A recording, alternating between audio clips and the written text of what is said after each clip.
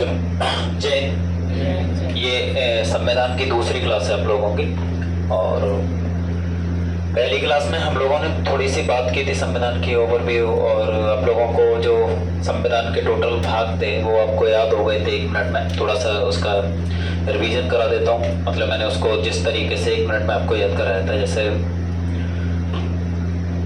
एक देश है, फिर नागरिक रह रहे हैं, उसमें जरूरी अधिकार, फिर गैर जरूरी अधिकार, और उसके बाद कर्तव्य। मतलब भाग 1 संघ, दूसरे में नागरिकता, तीसरे में मौलिक अधिकार, चौथे में नीति निर्देशक तत्व, और उसके बाद 4 का में क्या है, मौलिक कर्तव्य। उसके बाद 5 से लेके और 10 तक हमने कैसे याद किए थे, 5 से लेके 10 केंद्र, राज्य, केंद्र शासित प्रदेश, पंचायतें और आदिवासियों की पंचायतें। मतलब भाग 5 में केंद्र, भाग 6 में राज्य, भाग 7 हट गया, भाग 8 में केंद्र शासित प्रदेश, भाग 9 में पंचायतें, 9 में नगर पंचायतें, और उसके बाद 10 में अनुसूचित प्रशासनिक क्षेत्र। इतना सा मामला। फिर हमारा 11 से लेके और 22 तक का एक सिस्टम था, एक कहानी के थ्रू। मतलब पहले प्रशासन करना है, उसके अच्छे से प्रशासन करना है, फिर वित्त कमाना है, वित्त से व्यापार करना है, व्यापार करने के लिए नौकर रखेंगे, नौकरों में झगड़ा हुआ तो उनके अलग से कोर्ट बना देंगे, उसके बाद हम चुनाव लड़ेंगे, चुनाव के बाद पिछड़ों के लिए काम करेंगे, उनको भाषा सिखाएंगे, उसके बाद आपातकाल लगा देंगे, उसके बाद विविध पढ़ाएंगे, विविध पढ़ाने के बाद मतलब मामला ऐसा बनेगा, दिक्कत हुई तो संविधान में संशोधन कर देंगे, उसके बाद उनको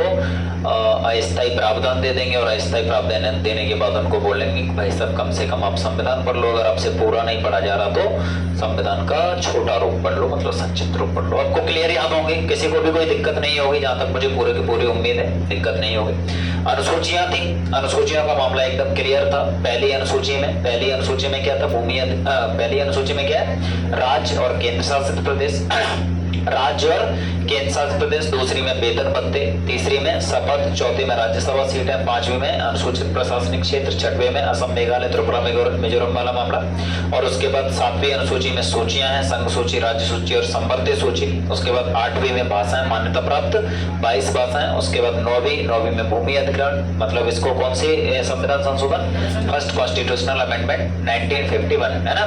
और उसके बाद 10वीं अनुसूची, उसमें दल बदल का विरोध करने वाला मतलब मामला है, दल बदल नहीं करना है, और अगर दल बदल करते हैं तो मतलब आपको पूरी प्रोसेस पता हुआ है, मतलब दल बदल विरोधी कानून, और उसको 52nd कॉन्स्टिट्यूशनल अमेंडमेंट 1985 उसको ऐड किया गया। उसके बाद हमने मतलब बात की थी किसकी, 11वीं अनुसूची को 73rd कॉन्स्टिट्यूशनल अमेंडमेंट 1993, और उसमें ग्राम पंचायतों का उल्लेख है। उसके बाद 12वीं अनुसूची, और 12वीं जो 12th शेड्यूल है उसमें क्या है तुम्हारा, उसमें नगर पंचायत है, नगर पालिका है, नगर निगम, और उसमें हमारा क्या है, कौन सी constitutional amendment, 74th constitutional amendment 1993 में उसको भी ऐड किया गया। मतलब हमारे भाग और अनुसूची मतलब हमने ऐसे देख लिए कि उनके आराम से हमें नाम पता हो। पेपर में डायरेक्टली प्रश्न आते हैं इनसे कि भाग 17 में क्या है, भाग 16 में क्या है, भाग 22 में क्या है, भाग 3 में क्या है, भाग 4 में क्या है, भाग 1 में क्या है, आप आराम से बता दोगे। अगर आपको अनुसूची के थ्रू कोई प्रश्न पूछा जाता है कि भाई वेतन भत्ते कौन सी अनुसूची में है, शपथ कौन सी अनुसूची में है, या असम, मेघालय, त्रिपुरा, मिजोरम के लिए अलग से प्रावधान कौन सी अनुसूची में किए गए हैं, तो आप आराम से बता पाओगे सारी की सारी चीजें, यस और नो। किसी भी बच्चे को कोई दिक्कत नहीं होगी। आज हम बात करते हैं थोड़ा संविधान सभा की, और संविधान सभा को हमने क्या किया, यहाँ पे थोड़ा सा मतलब बांट दिया कुछ चीजों में। तो सबसे पहले हम संविधान सभा का बैकग्राउंड देखते हैं। क्या संविधान सभा का बैकग्राउंड, क्या संविधान सभा का बैकग्राउंड मतलब इसकी पृष्ठभूमि। हम पीछे जाके देखते हैं कि ये कहां से कैसे सिस्टम बना, संविधान जो बनने की जो प्रक्रिया है वो कैसे मामला मतलब बन गया। देखो चलो, ये रहा आपका सबसे पहले लिखा हुआ है कांग्रेस के द्वारा सर्वप्रथम संविधान सभा की बात रखी गई, संविधान की बात रखी गई। अब बात करोगे कांग्रेस की तो आपको पता हुआ है कि कांग्रेस की जो स्थापना है 1885 में हो रही है। उस समय पे कहीं से कहीं तक भी किसी के माइंड में नहीं था कि मतलब देश आजाद हो जाए या कुछ भी।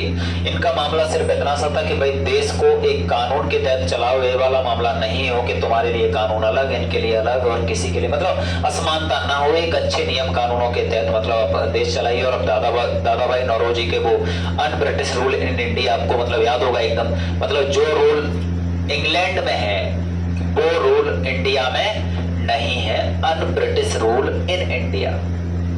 समझ में आ रहा है? मतलब un British rule in India जो मतलब उनकी बुक है, उसका मतलब भी सिर्फ इतना सा है कि अंग्रेज बुरे नहीं है, उनका ऐसा मानना है, मेरा नहीं। अंग्रेज बुरे नहीं है, लेकिन जो नियम कानून, जो कायदे कानून, जो विकास की विचारधारा, जो एक तरीके से जनता के लिए काम करने वाला मामला इंग्लैंड में है, वो इंडिया में नहीं है, ऐसा करके। तो ऐसा वाला मामला कि भाई एक अच्छे नियम कानून बनाओ और उस हिसाब से देश को चलाओ।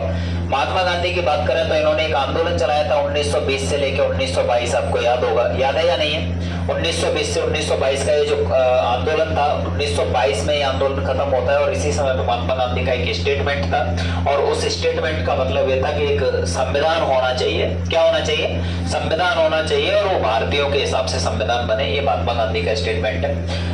हम तीसरे नंबर पे एक व्यक्ति को देख रहे हैं, ये सीपीआई के जनक माने जाते हैं इंडिया में, कम्युनिस्ट पार्टी ऑफ इंडिया, मार्क्सवादी पार्टी के जनक हैं एम.एन. रॉय।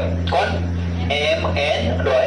एम.एन. रॉय को भारत में कम्युनिस्ट पार्टी का जनक माना जाता है, और इन्होंने सबसे पहले 1934 में, कब? 1934 में संविधान की मांग रखी। लेकिन इससे पीछे थोड़ा सा हम चलें तो आपको याद होगा लाहौर अधिवेशन, और उससे भी पहले की आपको कंडीशन याद रहनी चाहिए, एकदम क्लियर वाला मामला, कि ये लोग जो कानून बना रहे थे, चाहे रोलैक्ट एक्ट हो, चाहे फिर वो 1919 का अधिनियम हो, और चाहे फिर वो मतलब उसकी समीक्षा करने के लिए एक तरीके से बनाया गया 7 सदस्यीय एक मिशन हो, और उस मिशन को हम क्या बोल सकते हैं? साइमन कमीशन के नाम से जानते हैं। कमेटी है, और उनसे आहत होके, उन सब चीजों से आहत होके ऐसा वाला मामला हुआ कि 26 जनवरी 1930 को, कब? 26 जनवरी 1930 को पहली बार स्वतंत्रता दिवस मनाया हम लोगों ने। स्वतंत्रता दिवस का मतलब ये था कि पहले हम लोग मतलब गुजारिश कर रहे थे कि हमें मतलब कैसे भी करके भाई यार समान कर दो, कुछ नियम कानूनों के हिसाब से चलाओ, लेकिन अब हमें मतलब आजादी से कम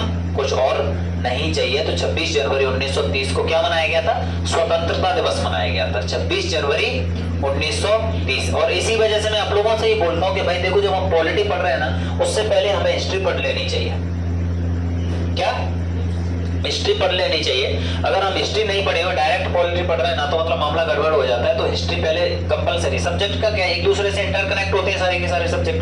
पॉलिटी से डायरेक्ट कनेक्ट क्या मिलेगा आपको आगे चल के? इकोनॉमी। क्या? इकोनॉमी। क्योंकि आप जब आजाद भारत का इतिहास पढ़ोगे ना, आजाद भारत का इतिहास पढ़ते पढ़ते आपकी आधी इकोनॉमी तो आपको वैसे ही समझ में आ जाएगी कि यार कैसे कैसे मतलब देश आजाद हुआ, तो उस वहाँ पे कंडीशन कैसी थी, कैसे धीरे धीरे अपने आप को विकास की उस पर लेके चले। और अगर आप पॉलिटी पढ़ रहे हो तो पॉलिटी का आधा पोर्शन तो किस में रखा हुआ है? हिस्ट्री में। अगर आप ढंग से मॉडर्न हिस्ट्री पढ़ लेते हो तो आपके सारे के सारे जो अधिनियम ब्रिटिशर्स मतलब 1773 से लेकर 1947 तक जितने भी अधिनियम आए, वो अधिनियम आपको अगर आते रहेंगे तो आप आराम से पॉलिटी का बैकग्राउंड समझ जाओगे। ठीक है। तो ये जो एम.एन. रॉय वाला मामला है 1934, उससे पहले मैंने 1930 की जो मतलब बात थी आपको बता दी। नेहरू रिपोर्ट 1929 आपको बिल्कुल याद ही रहेगी। क्रिप्स मिशन की बात करते हैं, ये 1942 में आया, और एक व्यक्ति है सर स्टेफर्ड क्रिप्स। कौन? सर स्टेफर्ड क्रिप्स, और उनके नेतृत्व में ये एक मिशन है, क्रिप्स मिशन, वो आता है 1942 में। लेकिन फिर हमें यहाँ पे थोड़ी सी बात करनी पड़ेगी इतिहास की, और इतिहास की बात ये करनी पड़ेगी हमें कि 1939 से और 1945 के बीच में एक युद्ध चलता है जिसे हम दूसरे विश्व युद्ध के नाम से जानते हैं। यस और नो? तो जो दूसरा विश्व युद्ध है ना, दूसरे विश्व युद्ध में ब्रिटेन भारतीयों की हेल्प चाहता था, या चाहता था कि भारत से जो युवा लोग हैं वो मतलब ब्रिटेन की फौज में भर्ती हो जाए। तो उसके लिए ब्रिटेन ने मतलब भारतीय लोगों को, इवन मतलब जैसे गांधी हो गए या फिर कांग्रेस को, मतलब वो अपने पक्ष में करना चाहते थे, और मतलब उनसे गुजारिश की कि हमारे साथ मतलब युवाओं को जोड़ो, ज्यादा से ज्यादा लोगों को जो ब्रिटेन की सेना में शामिल हो।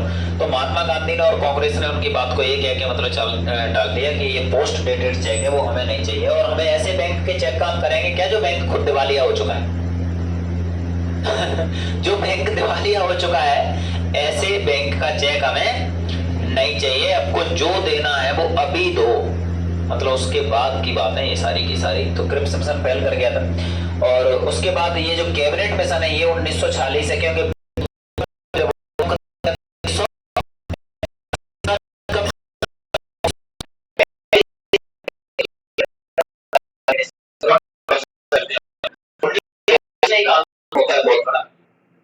भारत छोड़ो आंदोलन, क्विट इंडिया मूवमेंट आप लोगों ने नाम सुना होगा। तो जो भारत छोड़ो आंदोलन है ना, भारत छोड़ो आंदोलन ने को एक तरीके से हिला के रख दिया, हिला के मतलब होगा ये था, क्योंकि एक साइड को अंग्रेजों को दूसरा डिस्ट्रिक्ट लड़ना पड़ रहा है और दूसरी कंडीशन